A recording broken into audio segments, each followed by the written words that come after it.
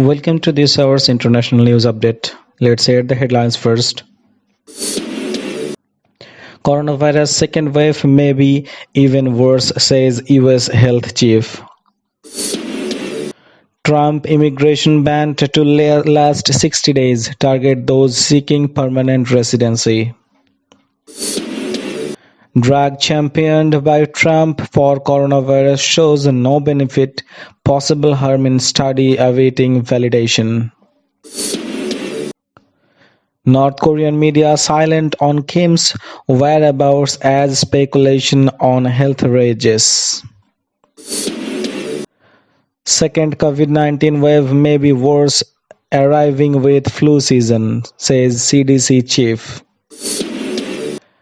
And Israel strikes in Syria kill 9 pro-regime fighters. These were the headlines. Let's jump into the details news now.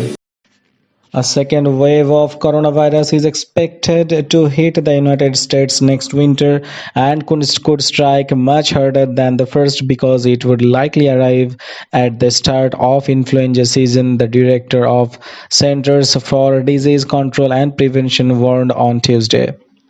There is a possibility that the assault of the virus on our nation next winter will actually be even more difficult than the one on we just went through. As the current outbreak continues to taper off, as shown by recent decline in hospitalization rates and other indicators, authorities need to prepare for a probable resurgence in the months ahead.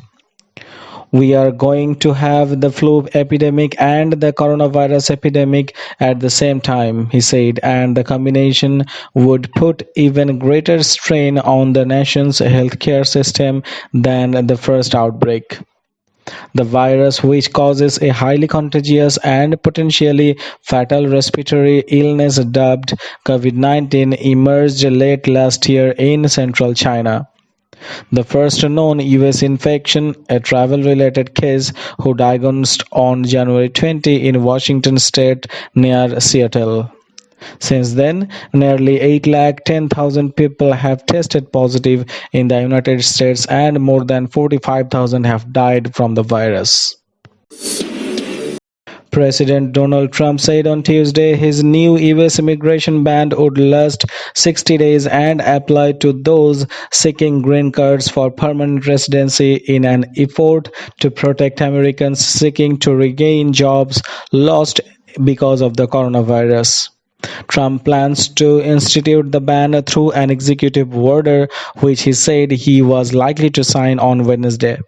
He said it would not apply to individuals entering the United States on a temporary basis and would be re-evaluated once the 60 days period had passed. Trump said that pausing immigration would put unemployed Americans first in line for jobs as the country reopened. It would be wrong and unjust for Americans laid off by the virus to be replaced and with new immigrant labor flown in the abroad. We must first take care of the American worker, he told reporters at the White House. Trump said there would be some exemptions in the order and he could renew it for another 60 days or longer. The president, a Republican, won the White House in 2016 in part of a promise to crack down on immigration. Critics saw his announcement as a move to take advantage of a crisis to implement a long-shot policy goal. The order could sparkle legal action.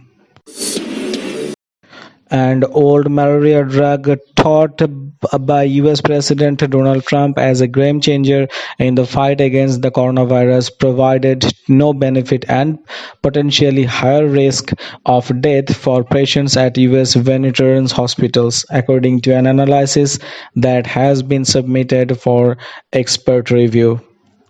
There are currently no approved treatments or vaccines specifically for the coronavirus, but a decades-old hydroxychloroquine has been widely used in an attempt to alert the coronavirus course of COVID-19 respiratory illness based on Anecdotal reports that it may provide some benefit. Analysis of Veterans Health Administration (VA) data found that 28% of 97 patients given hydroxychloroquine along with standard care died, compared with a death rate of 11% for the 115 patients that did not receive the drug. The death rate was 22% for the 113 patients given hydroxychloroquine plus the antibiotic angiotensine. The research, which has not yet been accepted for publication in a medical journal, is not the result of a clinical trial. North Korean state media on Wednesday made no mention of new appearances by leader Kim Jong-un a day after intense international speculation over his health was sparked by media reports he was gravely ill after a cardiovascular procedure. South Korean and Chinese officials and sources familiar with US intelligence have cast doubt on the South Korean and US media reporters. While the White House said it was closely monitoring the matter, US President Donald Trump, who held unprecedented summits with Kim in 2018 and 19 in an attempt to persuade him to give up his nuclear weapons, said the reports had been confirmed and he did not put much credence in them. "I just hope he's doing fine," Trump told a White House news conference on Tuesday. "I have had a very good relationship with Kim Jong Un and I would like to see him do well. We will see how he does. We don't know if the reports are true."